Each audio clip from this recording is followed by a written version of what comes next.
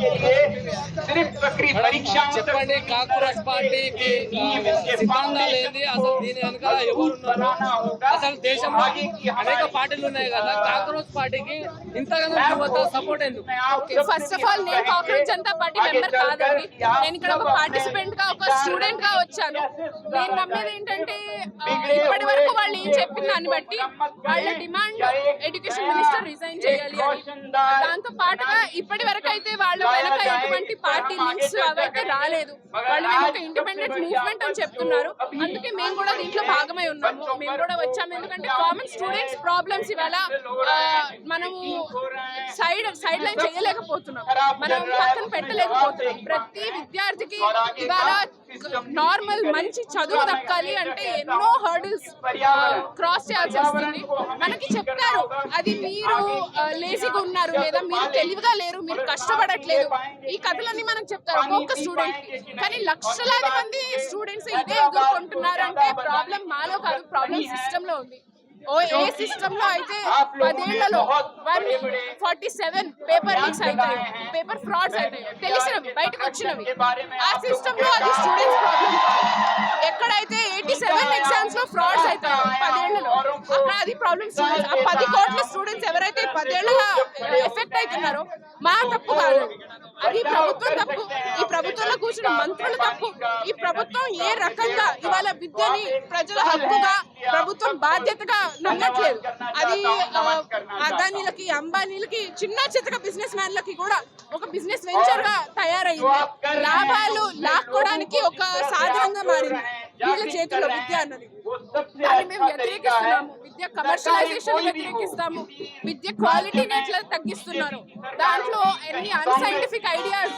వాళ్ళు పెడుతున్నారు హిస్టరీలోంచి ముగల్స్ గురించి తీసేస్తారు కాస్ట్ సిస్టమ్ గురించి మాట్లాడరు లేదా ఏంటిది సైన్స్ లో డార్విన్ థియరీ ఆఫ్ ఎవల్యూషన్ తీసేస్తారు అంటే మనం బుక్ లోంచి తీసేస్తే అది రియాలిటీ నుంచి కూడా పోయినట్టు ఎందుకంటే వాళ్ళకి ఏం కావాలి ఆలోచించకుండా బ్లైండ్ గా ఫాలో అయ్యే ఒక యువత పాపులేషన్ వాళ్ళకి కావాలనుకుంటారు కానీ కాంగ్రెస్ జనతా పార్టీ ఫెనామినన్ ఏదైతే ఉందో అది చూపిస్తుంది కేవలం మాకు కేవలం పేజ్ స్టార్ట్ చేసిన వాళ్ళు కాదు లక్షలాది మంది పిల్లలు ఎవరైతే వాళ్ళు రోడ్ల మీదకి వచ్చి వాళ్ళు డిమాండ్స్ ఎత్తుతున్నారు వాళ్ళ పొటెన్షియల్ ఏంటి వాళ్ళు దేనికోసం పోరాడగలుగుతారు కలిసికట్టుగా ఉన్నప్పుడు మా శక్తి ఏంటి అన్నది ఇవాళ మనం చూడగలుగుతున్నాము అండ్ డిమాండ్ ధర్మేంద్ర ప్రధాన్ రాజీనామాతో పాటుగా నేను ఇందాక చెప్పిన డిమాండ్స్ అన్ని కూడా ఎత్తుతున్నాము దేశంలో విద్యా వ్యవస్థనే నిరుద్యోగ సమస్యనే చాలా వరకు దేశంలో సమస్యలు ఉన్నాయి కదా సో ఓన్లీ విద్యార్థుల పేపర్ లీకేజ్ తీసుకురావడం వెనకాల ఏమైనా కుట్ర ఉందా లేకపోతే యువతని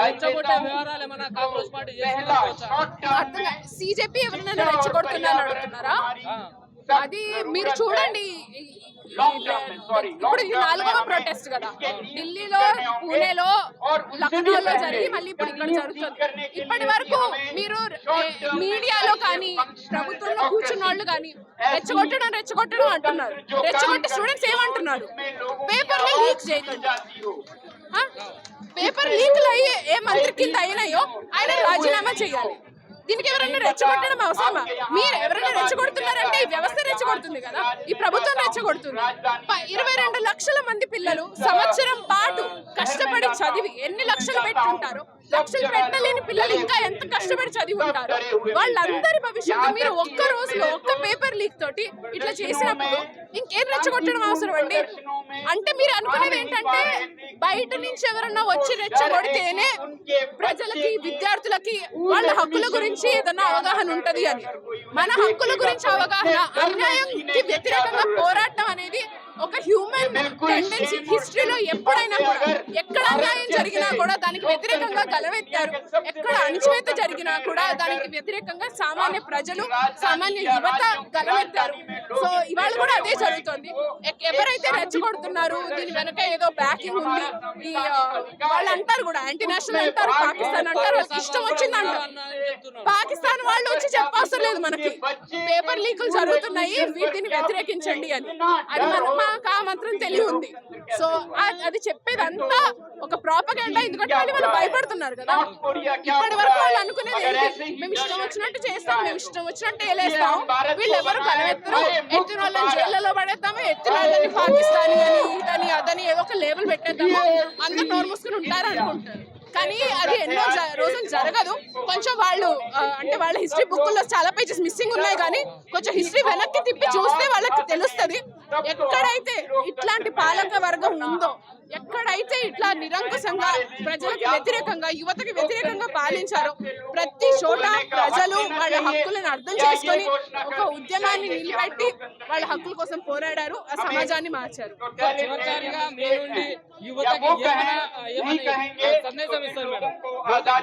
నా సందేశం ఏంటంటే, మనము ఇటువంటి పోరాటాలు కొనసాగిస్తూ ఉండాలి.